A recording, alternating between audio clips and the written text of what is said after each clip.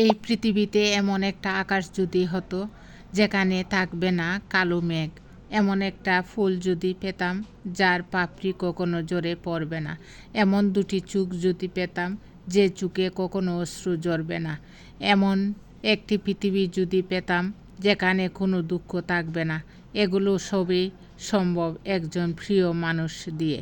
কষ্ট পেলেও যে তার ভালোবাসা দিয়ে সব কিছু ভুলিয়ে রাখতে পারে।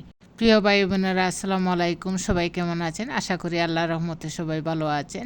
সবার প্রতি আমার অনুরোধ, আমার এই সম্পূর্ণ ভিডিওটি দেখবেন এবং লাইক কমেন্টস ও শেয়ার করে আমার পাশে থাকবেন। সামান্য পিঁপড়া বৃষ্টির পানি দেখে বলতে পারে কখন বন্যা হবে, আর কিছু প্রিয় মানুষের জন্য সারা জীবন চোখের পানি জড়ালেও তার চোখের পানির ভাষা বুঝে না। বুঝবে কিভাবে? তাদের মন তো আর এক জায়গায় স্থির থাকে না। পৃথিবীতে কেউ কারোর জীবনে অপরিহার্য নয়। হঠাৎ অনুভব করলাম কথাটা আসলেই সত্যি। জীবন কারোর জন্য কোথাও বিন্দু পরিমাণ থেমে থাকে না, চলে যায়, বরং সুন্দরভাবেই কেটে যায়। যে মানুষটা আপনাকে ছাড়া বাঁচতে পারবে না বলে ভাবছেন, তার জীবন থেকে হারিয়ে যেয়ে দেখেন তার জীবনে কোনো প্রভাব পড়ে কি না। দেখবেন সব কিছু ঠিকঠাক চলছে। বড়জোর হুটহাট একটু আপনার অভাববোধ হতে পারে, এর বেশি কিছু না। সময়ের সাথে সাথে সব মানিয়ে যায়।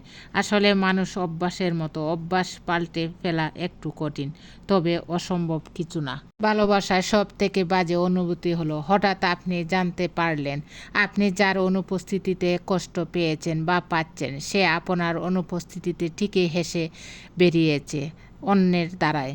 সম্পর্কে মনোমালিন্য হবে, এটা স্বাভাবিক। যে ভালোবাসায়, যে সম্পর্কে রাগ, অভিমান, মনোমালিন্য কিংবা দুঃখ আদান প্রদান হয় নাই, সেটা কখনোই ভালোবাসা হতে পারে না। কিন্তু তাই বলে যদি আপনার মানুষটা অন্য কোথাও সুখ খুঁজতে যায়, অন্য কারোর সাথে টাইম পাস করে, অন্য কারোর সাথে কথা বলে, ভালো মুহূর্ত তৈরি করে, তবে আপনি নিশ্চিন্তে তার প্রিয় কেউ নয়, কখনোই না, থাকতেনও না। সবাই বলে কেউ অপেক্ষা করে না, কেউ অপেক্ষা করতে জানেই না, কিন্তু তারা জানে না যে সত্যি ভালোবাসে সে অপেক্ষা করে। জীবনে এই তিনজন মানুষকে কখনোই বিশ্বাস করবেন না। এক, আপনার গোপন কথা ফাঁস করে দেয় এমন মানুষকে।